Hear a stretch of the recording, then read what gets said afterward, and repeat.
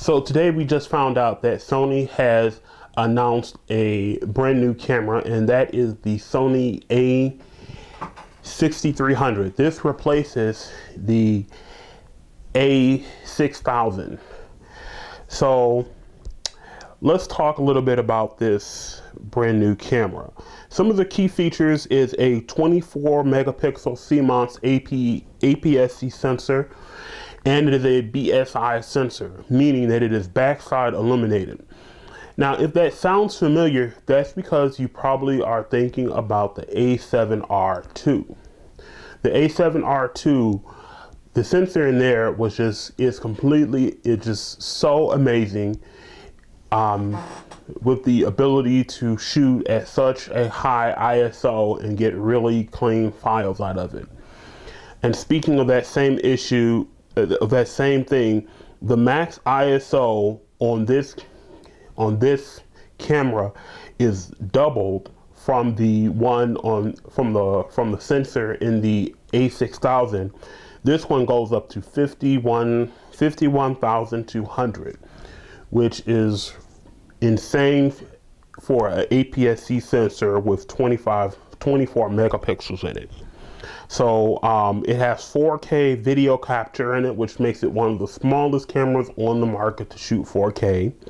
11 frames per second continuous shooting, 8 frames per second in continuous live view. That is insane. It has the ability for silent shooting. It has a 425-point on-sensor phase detection AF system. And that means that it is probably going to work. I wonder how many of those. I really am going to be very interested to see how that's going to work. Looking at some other features, it's a magnesium aluminum body, which is going to make it a nice tough body to use.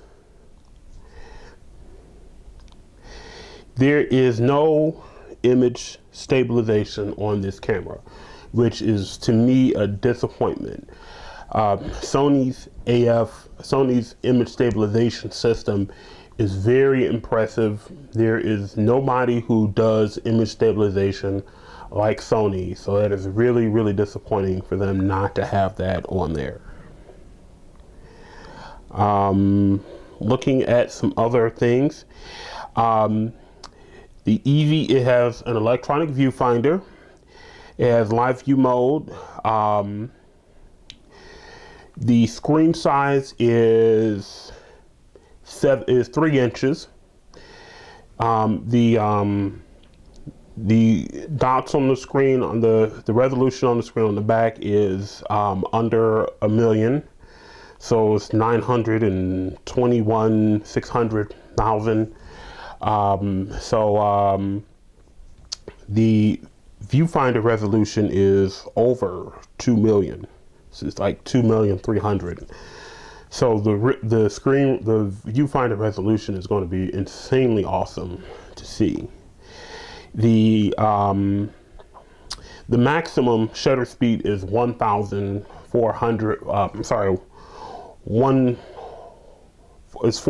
seconds. That's okay. I'm used to 1/8,000 instead of 1/4,000 as a maximum shutter speed on most cameras. So that's probably a little slow for me.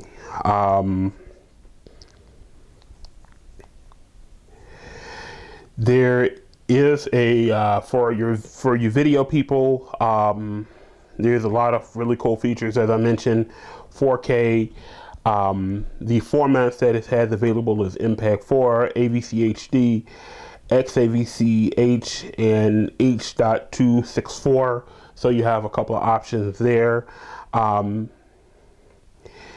There is a headphone.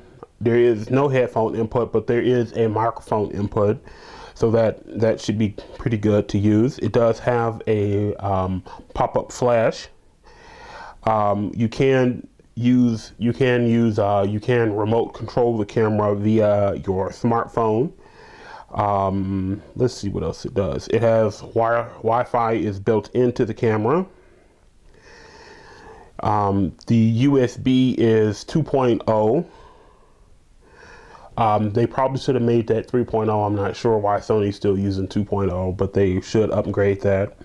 It uses the standard SD memory cards, SD, SDHC, and SDXC.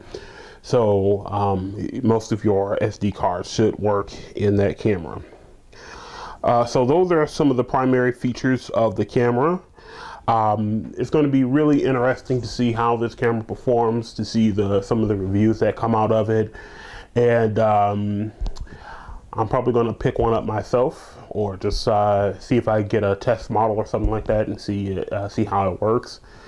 So going to be really interesting to start seeing some of the images that come out of it. Thanks for watching this video. Please like and subscribe, and I'll check you out. I'll see you in the next one.